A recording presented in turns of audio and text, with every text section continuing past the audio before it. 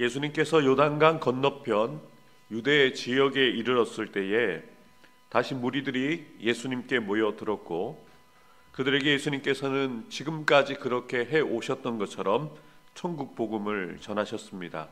1절입니다. 예수께서 거기서 떠나 유대의 지경과 요단강 건너편으로 가시니 무리가 다시 모여들거늘 예수께서 다시 전례대로 가르치시더니.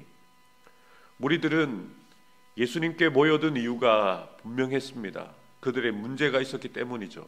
그들의 병을 고침을 받고 또 그들에게 있는 문제들을 해결받기 위해서 예수님께로 나왔을 텐데요. 예수님께서는 그들이 필요로 하는 것도 채워주시지만 그들이 꼭 들어야 될 천국 복음을 다시 전례대로 가르치셨다는 거죠. 예수님께서 이렇게 말씀을 가르치시고 계시는 그 현장 가운데 이 엄숙한 분위기를 깨고 바리새인들이 또 다시 나와왔습니다. 그들은 왜 예수님께 나와왔을까요? 바리새인들은 예수님의 말씀을 듣기 위해서 또 예수님을 통해서 은혜를 구하기 위해서 나왔던 것이 아니라 예수님을 시험하기 위해 나왔던 것이죠.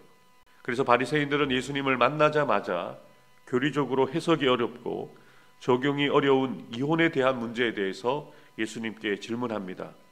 2절입니다. 바리새인들이 예수께 나와 그를 시험하여 묻되 사람이 아내를 버리는 것이 옳으니까. 당시 이혼에 대해서는 서로 다른 주장을 하는 바리새인들의 두 파가 있었습니다. 모든 제목으로 꼬투리만 잡히면 흠집을 내어서 아내와 이혼할 수 있다라고 주장했던 힐렐파가 있었고요. 이와 달리 엄격한 율법주의자였던 샴마이파는 가늠한 이유 외에는 이혼은 절대 금지해야 한다라고 주장을 했습니다. 그래서 바리새인들이 던졌던 이 이혼에 대한 질문에 대해서 예수님께서 어떠한 대답을 하시더라도 어느 한편의 입장은 지지하게 되어지고 어느 한편의 다른 의견을 가진 자들에게는 공격을 당할 수밖에 없는 애매한 질문이었던 것이죠. 또한 지금 예수님께서 질문을 받고 있는 이 지역은 자신의 동생의 아내였던 헤로디아와 결혼했던 헤롯 안티바가 다스렸던 지역이었습니다. 그래서 이혼에 대한 문제에 대해서 되게 민감했던 지역이었거든요. 그래서 예수님께서 이혼에 대해서 부정적으로 이야기하시게 되어지면 어려움을 당할 수도 있는 정말 애매한 난해한 문제였던 것입니다. 그래서 혹시 예수님이 이혼이 가능하다라고 이야기하면 예수님을 자유주의자로 매도당할 시수가 있고, 또 가늠한 경우 외에 절대 이혼할 수 없다라고 말하면 지금까지 죄인들을 자신의 친구로 대하셨던 예수님이 그 가르침과 삶이 서로 상반되다고 위선자라는 말로 매도당하실 수 있는 그런 어려운 상황 가운데 있으셨던 것이죠. 바리새인들은 바로 이것을 노리고 예수님께 의도적으로 다가와서 이 어려운 문제를 가지고 질문을 던졌던 것이죠. 이러한 바리새인들의 잘못된 의도를 가진 난해한 질문에 대해서 예수님께서 어떻게 반응하십니까? 3절입니다. 대답하여 이르시되 모세가 어떻게 너희에게 명하였느냐. 예수님께서는 그들에게 이혼과 관련되어진 모세의 율법에 대해서 물으셨는데, 그러자 바리새인들은 신명기 24장 1절에 기록되어 있는 이혼 증서만 주면 된다라는 모세의 규정을 제시를 합니다. 예수님께서 바리새인들의 대답을 들으신 이후에 분명하게 그들에게 말씀하십니다. 우리 4절부터 9절을 함께 읽어보겠습니다. 이르되 모세는 이혼 증서를 써주어 버리기를 허락하였나이다. 예수께서 그들에게 이르시되 너희 마음이 완악함으로 말미암아 이 명령을 기록하였거니와 창조 때로부터 사람을 남자와 여자로 지으셨으니 이러므로 사람이 그 부모를 떠나서 그 둘이 한 몸이 될지니라. 이러한즉 이제 둘이 아니요 한 몸이니 그러므로 하나님이 짝지어 주신 것을 사람이 나누지 못할지니라 하시더라. 아멘.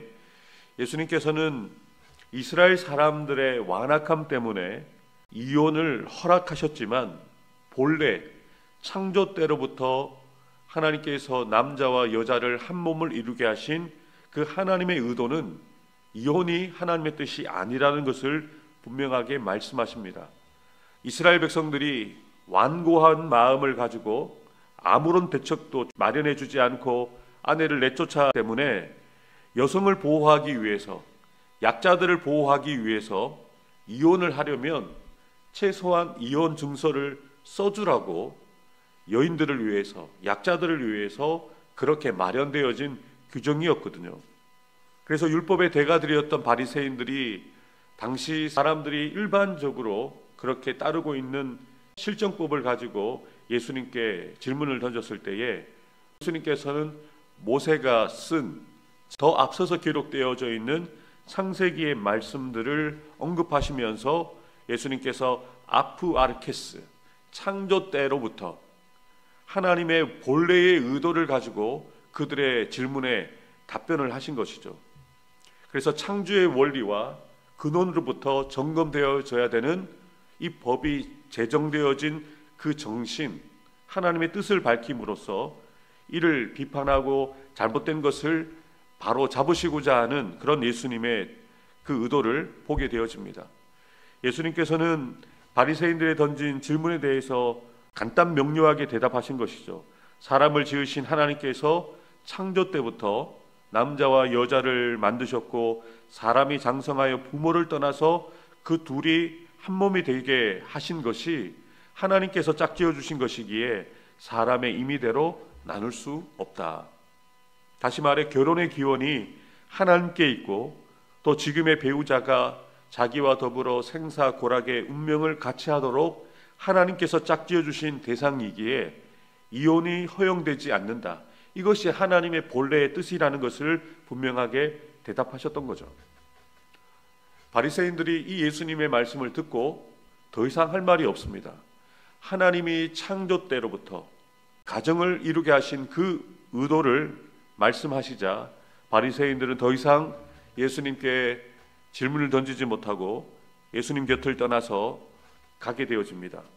그리고 집에 돌아간 이후에 예수님과 바리새인들의 대화를 곁에서 듣고 있었던 제자들이 의문이 풀리지 않아서 예수님께 질문을 던졌던 것 같습니다. 10절을 보면 집에서 제자들이 다시 이 일을 물었다. 제자들도 의문이 풀리지 않았던 거죠. 예수님께서 애매하지 않고 분명하게 하나님의 본래의 의도를 따라서 이혼에 대해서, 결혼에 대해서 분명하게 정리해 주셨는데 제자들은 정리가 되지 않았던 것 같아요. 아마도 제자들이 이렇게 질문했던 것은 제자들도 바리새인들이나 당시 사람들처럼 여자들을 업신여기거나 아니면 작은 고통이라도 있으면 이혼을 불사하며 결혼의 신성함을 경세했던 풍조에 익숙해져 있었던 것 같습니다. 납득이 되지 않는다는 거죠. 이해가 되지 않았던 것이죠. 그래서 주님께서 이렇게 말씀하십니다. 우리 11절과 12절 말씀 함께 읽어보겠습니다. 이르시되 누구든지 그 아내를 버리고 다른 데 장가드는 자는 본초에게 간음을 행하며 또 아내가 남편을 버리고 다른 데로 시집가면 간음을 행함이니라. 아멘. 예수님께서 이렇게 더 분명하게 말씀을 하시자 본문에는 여기에서 이야기가 끝났는데요.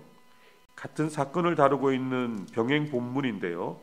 마태복음 19장 10절부터 12절까지의 말씀을 함께 읽어보겠습니다. 제자들이 이르되 만일 사람이 아내에게 이같이 할진대 장가들지 않는 것이 좋겠나이다. 예수께서 이르시되 사람마다 이 말을 받지 못하고 오직 타고난 자라야 할지니라. 어머니의 태로부터 된 고자도 있고 사람이 만든 고자도 있고 천국을 위하여 스스로 된 고자도 있도다. 이 말을 받을 만한 자는 받을지어다. 예수님께서 제자들의 이러한 말을 들으시고 차라리 결혼하지 않는 것이 좋겠습니다 라는 말을 들으시고 독신을 하는 것도 인간의 의지로 선택할 수 있는 것이 아니라 하나님께서 그에게 허락해 주셔야지만 가능하다라고 말씀하신 거죠. 독신을 하는 것이든 결혼을 하는 것이든 다 하나님의 뜻에 따라 되어진다는 것을 분명하게 말씀하시는 것이죠. 오늘 본문의 사건을 통해서 우리가 깨닫게 되어지는 것은 예수님께 적대감을 가지고 있었던 바리새인들은 원래부터 그러했지만 예수님께 택함을 받고 예수님의 곁에서 직접 말씀의 훈련을 받고 함께 동역했던 제자들조차도 예수님의 말씀을 온전히 이해하지 못하고 있는 답답한 상황들을 보게 되어집니다. 우리가 하나님의 말씀을 읽을 때 하나님의 본래의 의도, 이 말씀을 주신 하나님의 뜻을 우리가 헤아리지 않으면 우리도 바리새인들처럼 제자들처럼 이렇게 답답하게 말씀을 오히려 자의적으로 해석하고 내가 편한 대로, 내가 익숙한 대로 그 말씀을 이해하고 분석하고 또 그 말씀을 내가 받아들인 대로 행동할 수가 있다는 것이죠. 주님께서는 분명하게 바리새인들에게도 그렇게 대답하셨던 것처럼 창조 때로부터 하나님께서 창조의 질서대로 하나님의 뜻대로 그렇게 정하신 대로 그 말씀대로 순종해야 된다는 것을 분명하게 우리에게 알려주신 것이죠. 사랑하는 성도 여러분, 하나님의 말씀은 내가 편한 대로 듣는 것이 아닙니다. 하나님의 말씀은 내가 편한 대로 해석하는 것이 아닙니다.